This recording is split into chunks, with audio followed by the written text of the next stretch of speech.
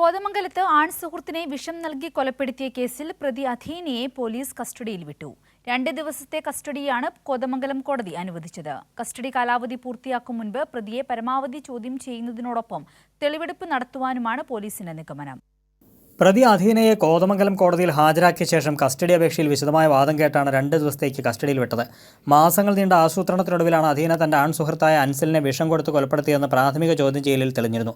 ഇതുമായി ബന്ധപ്പെട്ട അധീനയെ കൂടുതൽ ചോദ്യം ചെയ്യാനാണ് പോലീസിന്റെ തീരുമാനം. അൻസിലിനെ വധിക്കാൻ 2 മാസം മുമ്പ് തന്നെ തയ്യാറെടുപ്പുകൾ തുടങ്ങിയിരുന്നതായി അധീന സമ്മതിച്ചിരുന്നു.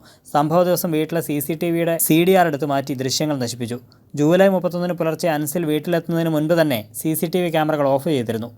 തെളിവുകൾ ഇല്ലാതാക്കുകയായിരുന്നു ലക്ഷ്യമിട്ടതെങ്കിലും വിഷം വാങ്ങിയതിൻ്റെ തെളിവുകൾ പോലീസിന് കണ്ടെത്താനായത് നിർണായകമായി.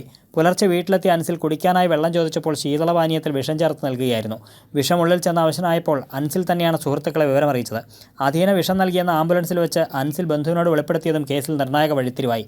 സാമ്പത്തിക തർക്കവും തുടർന്നുണ്ടായ വൈരാഗ്യവുമാണ് കൊലപാതകത്തിലേക്ക് നയിച്ചതെന്ന് പോലീസ് കണ്ടെത്തിയിരുന്നു. കൊലപാതകത്തിലും ആസൂത്രണത്തിലും മറ്റാരുടെയെങ്കിലും സഹായം ലഭിച്ചിട്ടുണ്ടോ എന്നതടക്കമുള്ള വിവരങ്ങൾ അധീനയെ ചോദ്യം ചെയ്യുന്നതിലൂടെ പുറത്തുവരുമെന്നാണ് പോലീസിന്റെ പ്രതീക്ഷ. 2 ദിവസത്തെ കസ്റ്റഡി കാലാവധി അവസാനിക്കും മുൻപ് പ്രതിയെ സംഭവസ്ഥലത്തെത്തിച്ച് തെളിവെടുപ്പ് നടത്താനും അന്വേഷണ സംഘം തീരുമാനിച്ചിട്ടുണ്ട്. കൈരളി ന്യൂസ്, കൊച്ചി.